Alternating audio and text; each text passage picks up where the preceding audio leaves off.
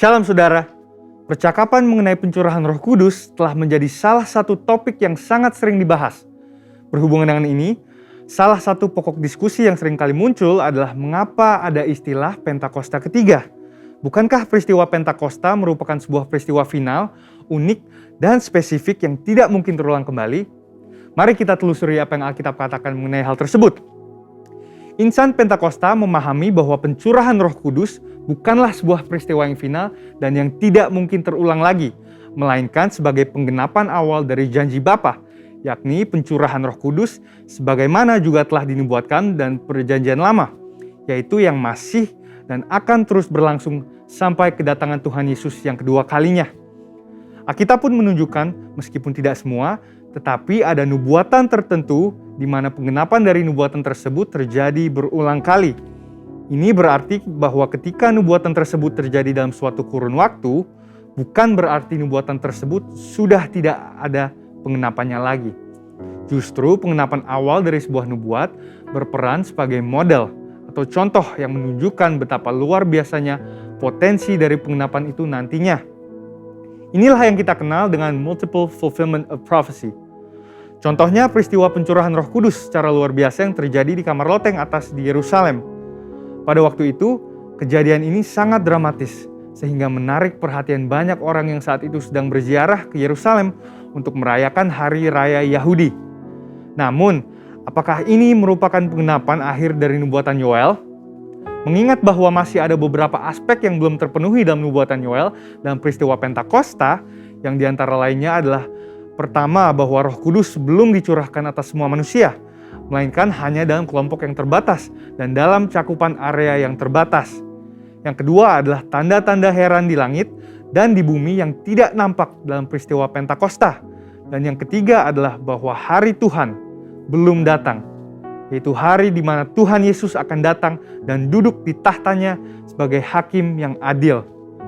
Pasca pencurahan Roh Kudus di kamar loteng atas, Petrus dalam khotbahnya di Kisah Para Rasul 2 ayat 38-39 berkata, "Maka kamu akan menerima karunia Roh Kudus, sebab bagi kamulah janji itu dan bagi anak-anakmu dan bagi orang yang masih jauh, yaitu sebanyak yang akan dipanggil oleh Tuhan Allah kita."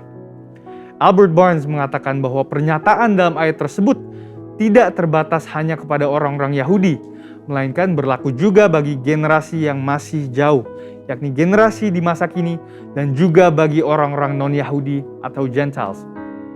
Dengan pemahaman ini, kita dapat menyimpulkan bahwa penggenapan akhir dari nubuatan Yoel tidak berhenti di peristiwa Pentakosta di kamar loteng, tapi juga terjadi di awal abad ke-20 melalui peristiwa Azusa Street Revival yang merupakan Pentakosta kedua dan sekali lagi sedang terjadi dalam era kita sekarang ini. Pentakosta ketiga sedang dan akan terus terjadi dalam cakupan area yang mendunia. Peristiwa ini juga akan disertai oleh tanda-tanda heran dan ajaib dan akan mengarah kepada kedatangan Kristus yang kedua kalinya. Tentunya istilah Pentakosta ketiga bukanlah istilah yang dibuat-buat oleh Bapak Pendeta Dr. Insinyur Niko Nyotraharjo sebagai hamba Tuhan yang menerima tuntunan dan visi ini, melainkan berdasarkan presiden penggunaan terminologi Pentakosta kedua yang sudah dikenal sejak awal abad ke-20. Beberapa catatan dokumentasi penting yang mencatat hal ini adalah Australasian Record, volume 39, nomor 19, yang menuliskan sebuah artikel berjudul "The second Pentecost will be even greater than the first." Wesley Mylan juga menyebutkan peristiwa Pentakosta kedua dalam bukunya The Latter Rain Covenant. Frank Bartleman dalam bukunya How Pentecost Came to Los Angeles juga menggambarkan dahsyatnya pencurahan Roh Kudus yang terjadi di Azusa Street sebagai Pentakosta kedua. Dan buku Passover, Pentecost and Parousia, di mana yang menjadi editor adalah para profesor aliran Pentakosta dari Pentecostal Theological Seminary, juga menyebutkan Azusa Street sebagai Pentakosta kedua. Jadi, dengan adanya presiden terminologi Pentakosta kedua ini, maka jika seseorang menolak Pentakosta ketiga atas dasar bahwa Pentakosta tidak berulang, itu artinya dia juga menolak Pentakosta kedua, yang sama dengan menolak gerakan Pentakosta secara keseluruhan. Tentunya, untuk sebuah kegerakan bisa disebut sebagai peristiwa Pentakosta, ada 3 kriteria yang harus dipenuhi. Yang pertama adalah peristiwa Pentakosta bersifat masif, ekspansif, dan multi-etnis.